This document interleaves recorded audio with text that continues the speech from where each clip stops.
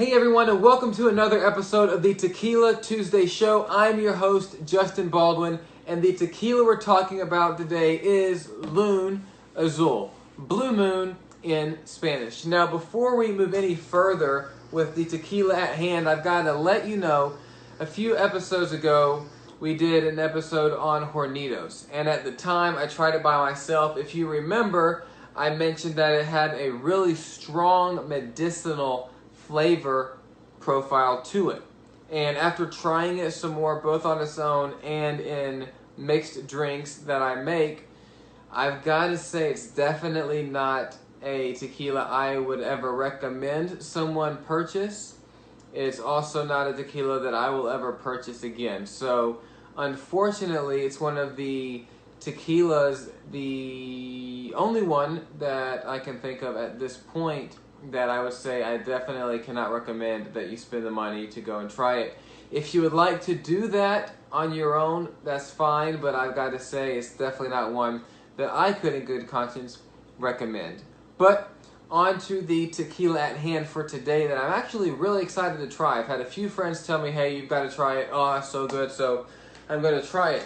And it has this flap on it, and it says, Ultimate Spirits Challenge 2019, 94 points, excellent, highly recommended. It is 100% agave, as you know, that's extremely important. That's the only tequila I ever recommend that anyone ever try is 100% agave.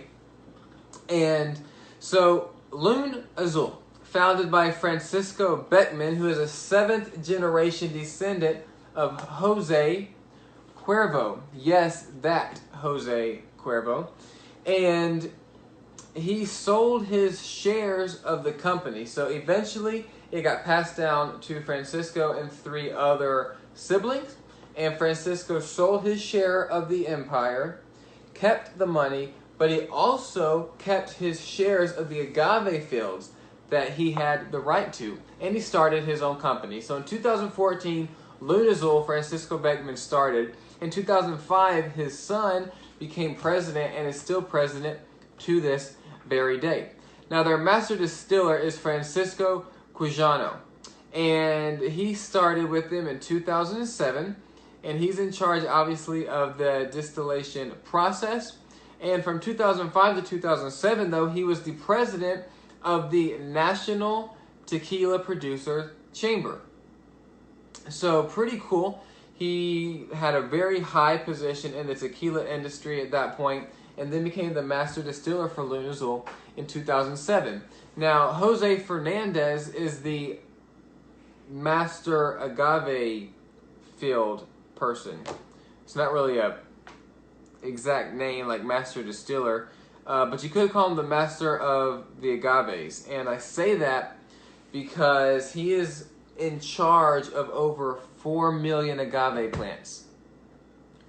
4 million. He's in charge of all of those and the team that makes sure that they are ripe when they are cut. So the NOM number for Lunazul is 1513-1513. They produced 2 other tequilas at this point. In the past, they produced others that didn't make it. But Lunazul and then 2 others, Lunazul being the most recognized and the most widely accepted and the most popular that distillery makes. Now, as far as after they cut the agaves, they use autoclaves, so it's a pressure cooking system that they use for their agaves versus brick ovens or ovens of other sorts. They use a pressure cooker system. They use a roller mill to crush the agaves instead of a Tahona press, which we've talked about. The Tahona press produces a smoother, better tasting tequila, but they use the roller mill to crush their agaves.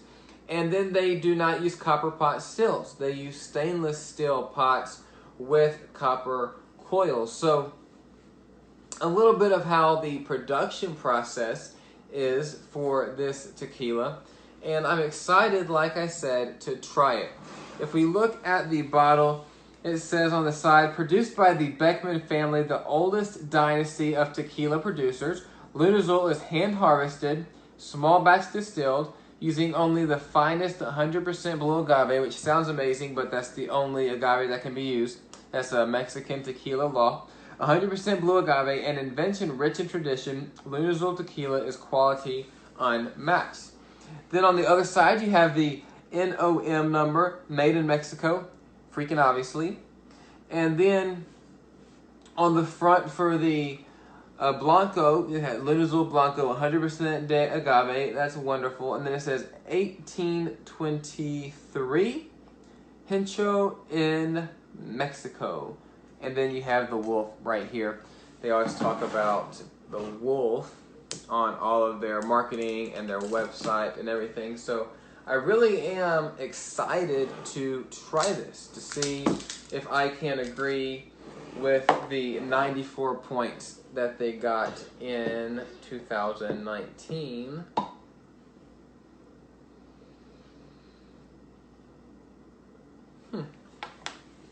A very simple nose to the tequila. Let's see if we can get anything more from the glass.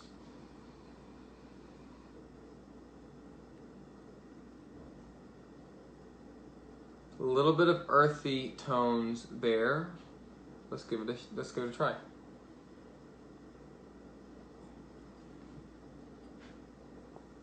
Ooh.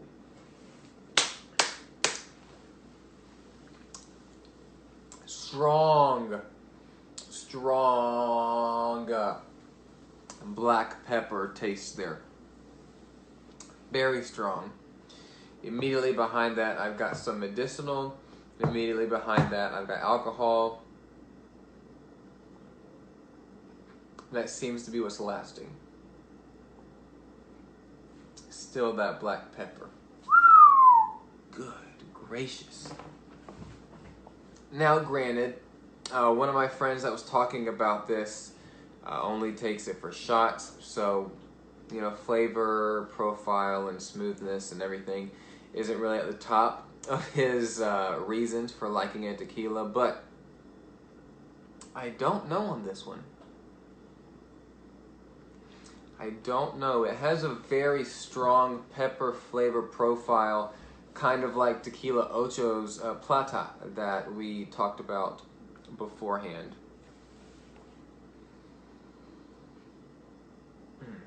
Let's give it one more try.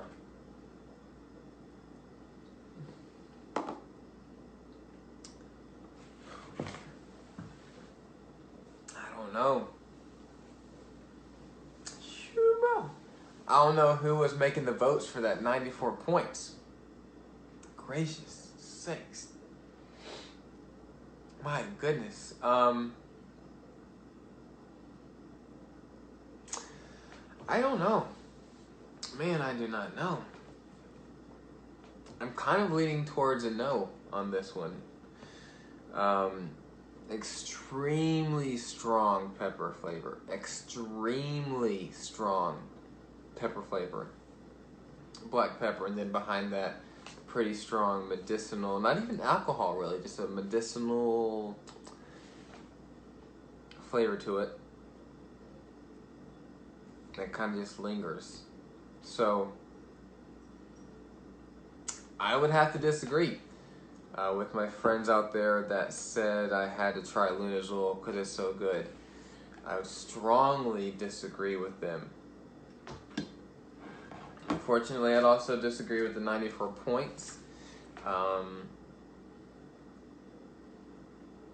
Kind of smooth, but again has that harsh pepper taste that hits you on the tongue and then hits you as it goes down the throat. So I don't know. I'm going to try it and see what it tastes like at the back end of a margarita flavor profile. And I'll let you guys know. But as of right now, I'm going to have to say no. I do not recommend Lunazul. The pepper flavor is too strong. It's just really overpowering. It's really bitter.